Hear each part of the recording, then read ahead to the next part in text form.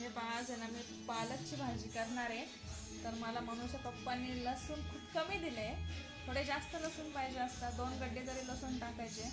लसूण, हिरवी मिरची टाकणार आहे मी त्याच्यामध्ये आणि कांदा टाकणार आहे. एक अजून सांगायचं होतं पालकची भाजीसाठी की आता वातावरण पण चांगलं नाही आहे बाहेर, जसं पाहिजे तसं. सध्या पाऊस पडलाय ना, पावसामुळे वातावरण पण खराब झालं आहे.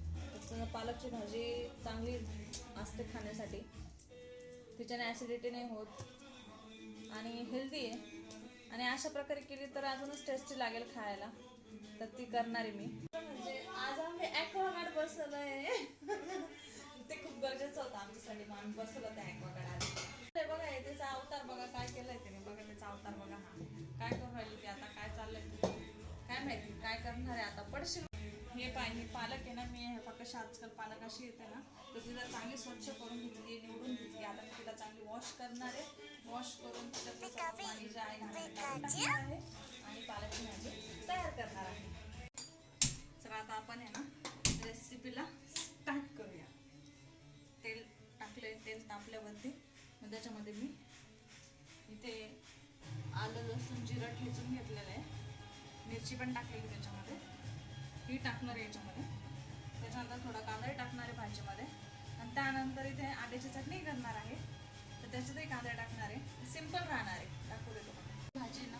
पालकची भाजी लेकरं खात नाही, पण अशा पद्धतीने केली तर खातील. ते करून बघा आणि आवडली, त्यांनी खाल्ली तर मला कमेंट करून सांगा की हा नाही खरंच खूप छान झाली होती आणि लेकरांनी खाल्ली सुद्धा. बघूयात आपण. आता मी याच्यामध्ये ना मिरची, जिरं आणि लसूण ठेचून घेतलेला टाकला. आता कांदाही टाकला त्याच्यामध्ये. तर त्याला आता चांगलं फ्राय करून घेतलेलं आपण. आता हा अंड्याच्या चटणीचा कांदा आहे, तोही टाकून घेते याच्यामध्ये. त्यालाही फ्राय होतो आपण आणि हाही फ्राय करूया. थोडीशी मी आता याच्यामध्ये हळद टाकणार आहे, थोडीशी बिटेल हळद टाकणार याच्यामध्ये, चवीनुसार मीठ. ओके, आता हे थोडंसं अजून परतून घेऊ. अंड्याच्या चटणीमध्ये आता एक कोथिंबीर टाकली. आता मी याच्यामध्ये पालक टाकणार आहे.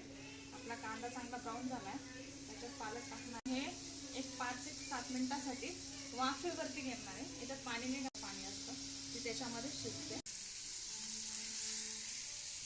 तयार झालेली आहे. पाणी नाही घातलं बरं का आपण त्याच्यामध्ये. तर तेलामध्ये केले गरम पालकची भाजी. खाऊन बघा कशी वाटली, नक्की सांगा कमेंट करून. ही अंड्याची चटणी सुद्धा तयार आहे, तर ही कशी वाटली ती सांगा तुम्ही. थोडी हळद, लाल तिखट पण घातलं होतं मी त्याच्यात. सर्वात पौष्टिक भाजी आहे